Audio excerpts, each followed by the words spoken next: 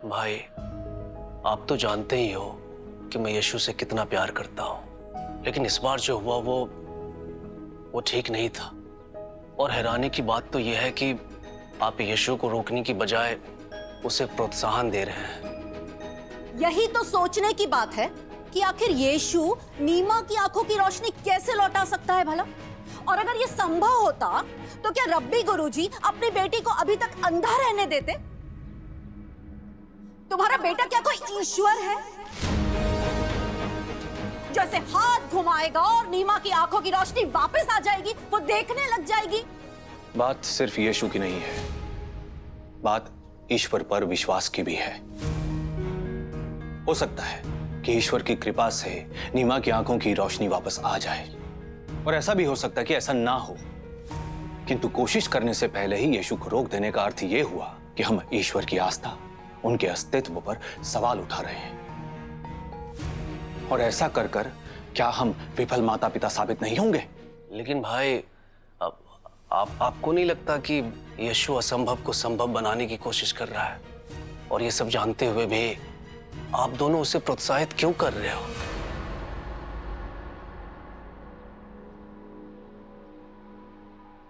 हमने यीशु को कभी किसी चमत्कार के लिए प्रोत्साहित नहीं किया। यीशु चाहता है कि नीमा आम बच्चों की तरह जिए, दूसरों पर भरोसा करे, दोस्त बनाए। इस नेक काम में उसकी मदद करके क्या हम कुछ गलत कर रहे हैं? नहीं नहीं नहीं, तुम बिल्कुल गलत नहीं कह रही हो। गलत तो मैं कह रही हूँ। मैं काम करती हूँ, मैं रब्बी गुरुजी के पास खुद जाती हूँ और उनसे कह देती हूँ कि हम ये गांव छोड़कर जा रहे हैं। कम से कम पूरे गांव के सामने बेइज्जत होने से तो बच जाएंगे। आप ऐसा क्यों सोच रही है भाभी? क्या पता यीशु के साथ साथ ये हमारी भी ईश्वर के प्रति आस्था की परीक्षा हो।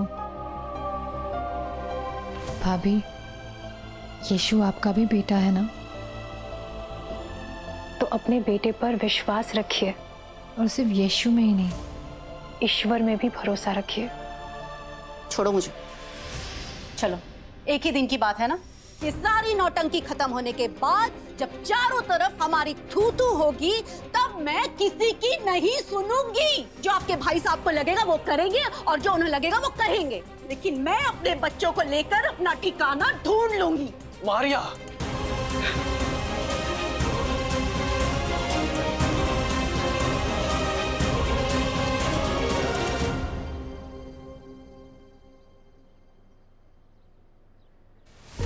कैसी विडंबना है। एक तरफ यीशु संसार में करुणा और प्रेम का संदेश देने आया है, और दूसरी तरफ उसके परिवार के लोगों के मन में कितना द्वेष,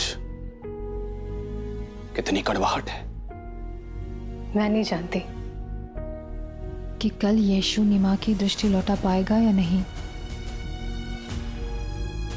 लेकिन मुझे इतना विश्वास है कि यीशु अपने प्रेम और करुणा से सबका मन जीतेगा,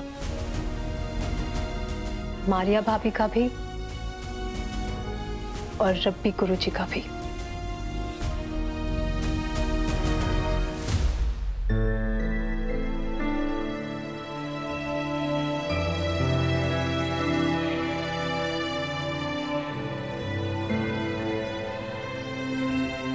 तुमने तो कमाल ही कर दिया यीशु।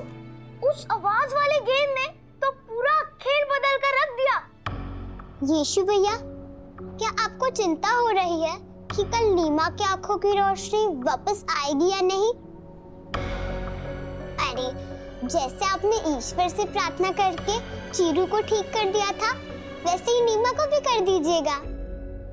मैं नीमा की आंखों के लिए बस प्रार्थना कर सकता हूँ, जैसे चीरू के लिए की थी। पर नीमा के अंदर बहुत गुस्सा भरा हुआ है, अपने पिता और परमपिता परमेश्वर दोनों के लिए।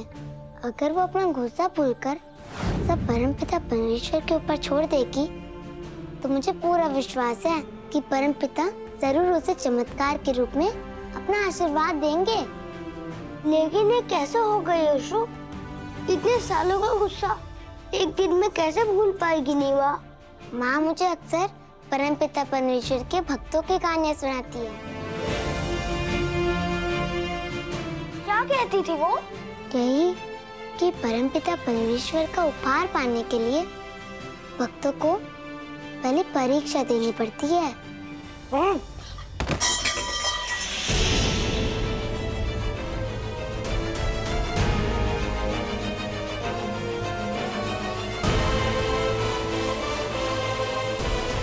परमपिता में आस्था रखो, आस्था रखो। गुस्से को प्रेम और करुणा से जीता जा सकता है। विश्वास रखो, विश्वास रखो। तुम्हारे लाड़ प्यार ने बिगाड़ रखा है इसको, तुम्हारे लाड़ प्यार ने। इसने कहा यीशु के साथ खेलने जाना और तुम इसको लेकर चल दी। शांत हो जाओ बेटा, शांत हो जाओ, गुस्सा नहीं करते।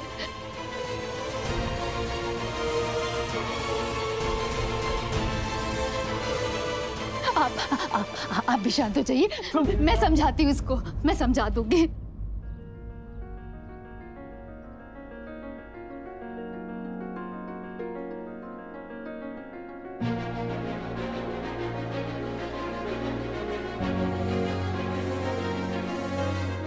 नीमा!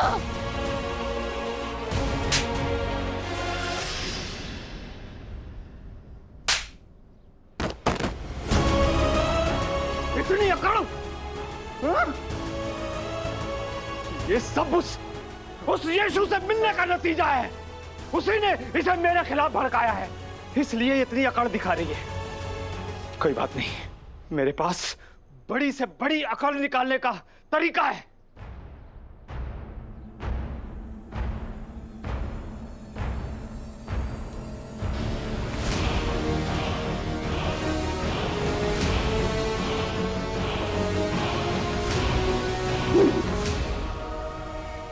सुनाई दी आवाज?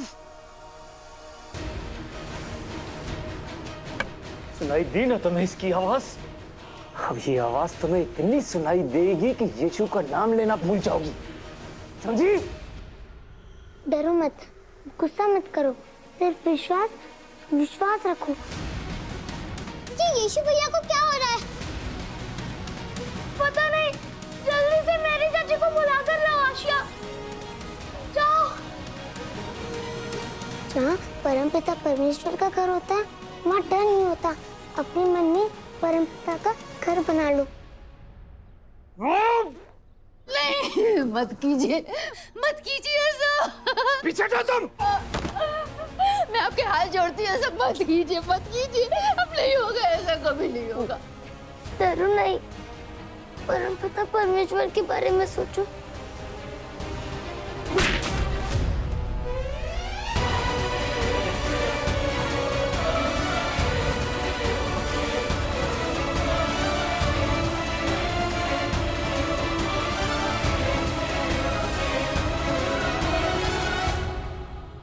इतनी हिम्मत इसकी, इतनी हिम्मत! हाँ? कोई बात नहीं माँ, अगर पिताजी का गुस्सा मुझे मारने से ही शांत होगा तो मैं मार खा लूंगी। मैं आपके हाथ जोड़ती हूँ, आपको ईश्वर का वास्ता, नीमा को मत मारिए। मत मारिए। ठीक है, नहीं मारूंगा मैं तुम्हारी बेटी को, लेकिन उल्टा जवाब भी नहीं देगी ये मुझको। इसकी सारी अकड़ निकाल के रहूंगा मैं। चलो उठो, चल, उठ, तुझे बताता हूँ, चल। क्या हुआ यीशु? यीशु क्या हुआ तुम्हें?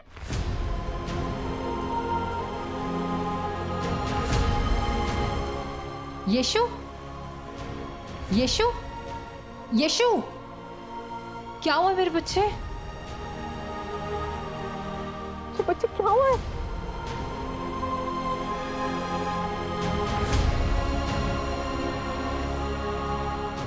बस मुझे बता तो सही क्या हुआ है। आंखें खोलो बेटा, मुझे बताओ क्या हुआ है, मैं तुम्हारे पास ही हूँ। यीशु,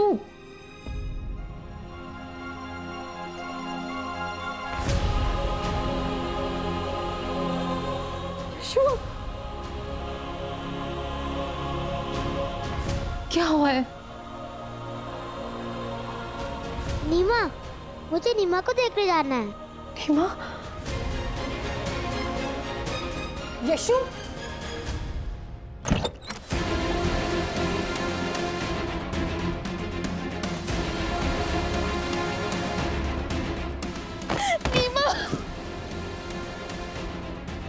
बस बहुत हो गया लाड़ प्यार।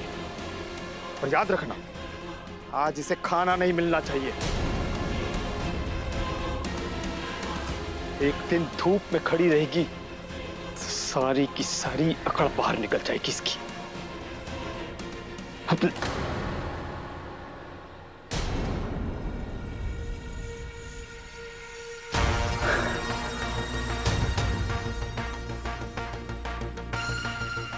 आप सब लोगों ने देखा था कि इसने गुस्से में आकर मुझे गेंद से मारा था। गुस्से में गेंद से मारकर मेरा अपमान किया था, पर पिता होने के नाते मैंने इसे क्षमा कर दिया था। परंतु ईश्वर ने मुझे संदेश दिया है कि इसने पिता का अपमान नहीं किया है। इसने ईश्वर के एक ऐसे माध्यम का अपमान किया है जिसके द्वारा आप लोग ईश्वर से जुड़ पाते हैं। उनका कहना है कि इसे अपने पापों का प्रायश्चित करना पड़ेगा। मेरी बच्ची,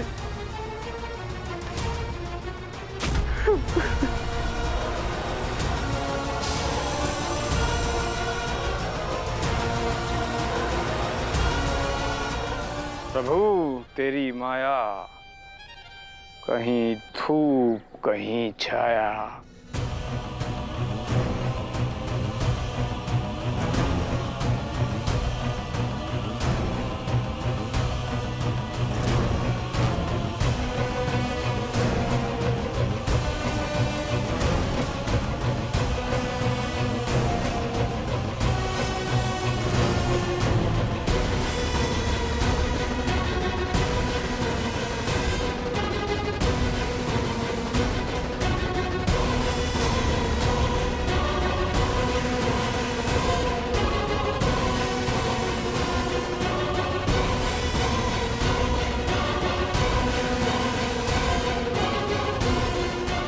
खड़ी हो, खड़ी हो।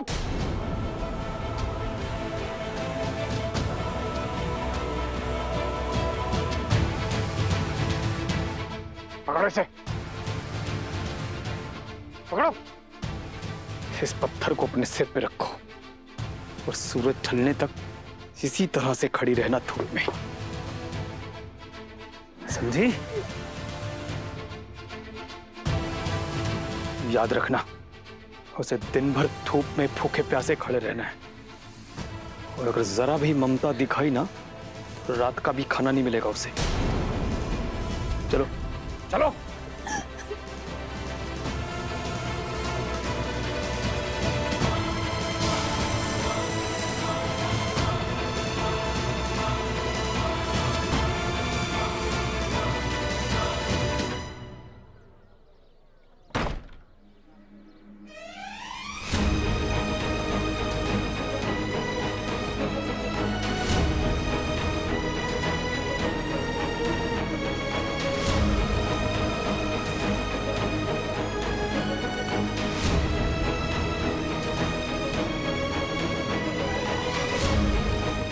बच्ची है, सारा दिन भूखी प्यासी धूप में कैसे खड़ी रहेगी बेचारी। जब रब्बी गुरुजी ने कह दिया है कि नीमा को प्रायश्चित करना ही होगा, तो कोई कुछ कर भी क्या सकता है। ये यीशु, मैं जानती हूँ तुम यहीं का ही हो। मैं सिर्फ इतना कहना चाहती थी। मुझे गुस्सा नहीं आया यीशु। मैं गुस्सा नहीं हुई, गुस्सा नहीं हुई।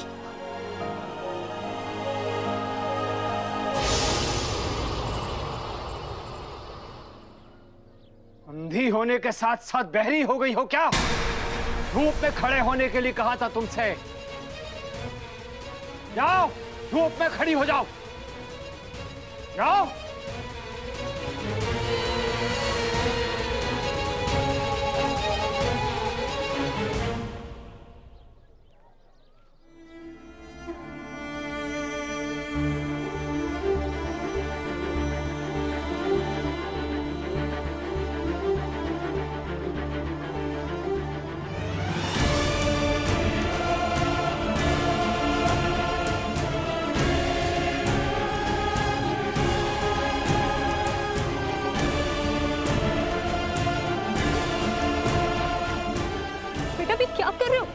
फेंको इसे।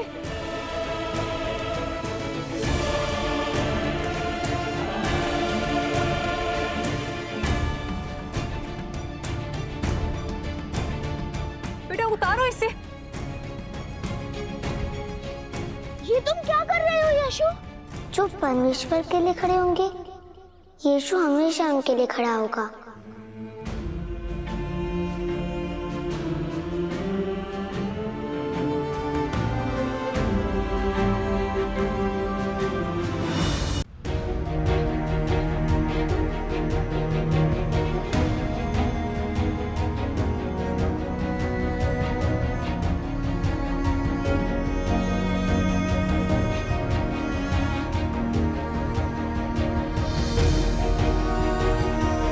अब यही बचा था देखने को।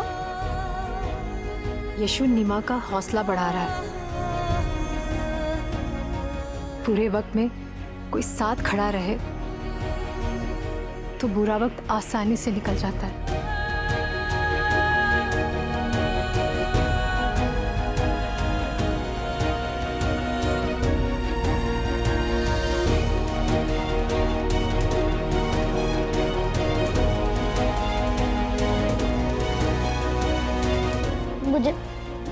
मुझे बहुत बहुत प्यास लग रही है। ये यीशु बहुत प्यास लग रही है। मुझे भी। पर चिंता मत करो, धीरे धीरे धूप कम होती जाएगी, फिर इतनी प्यास नहीं लगेगी।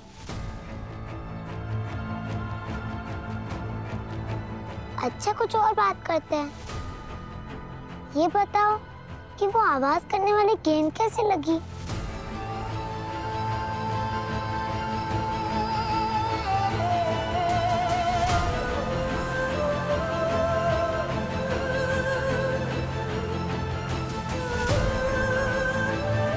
तुम ठीक तो हो ना? यशु, नीमा को चक्कर आ रहे हैं।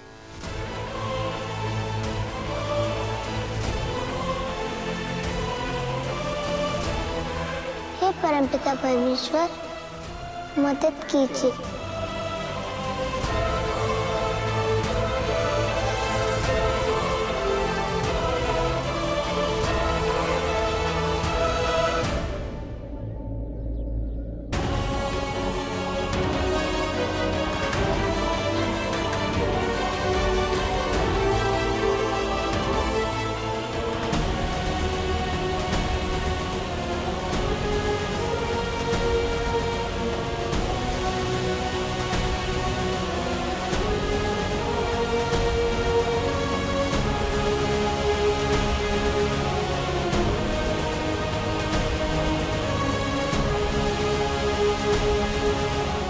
अरे इतनी भरी धूप में बादल कैसे आ गए?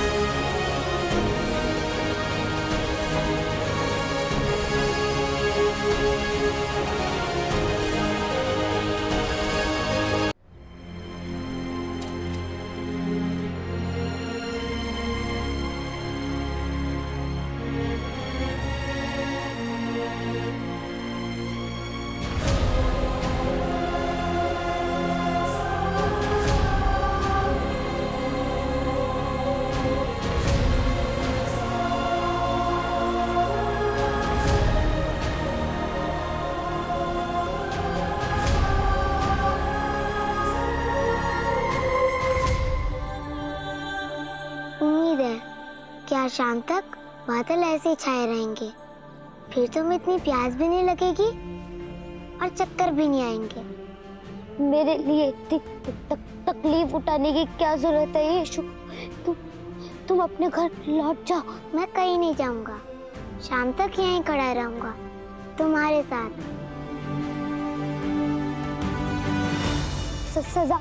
सजा मुझे मिली है, तुम्हें नहीं।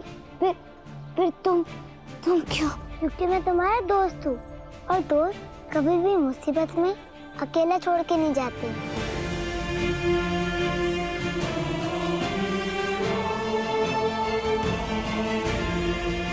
मैं तुम्हारी तकलीफ दूर तो नहीं कर सकता, पर तुम्हारे साथ खड़ा तो रह ही सकता हूँ।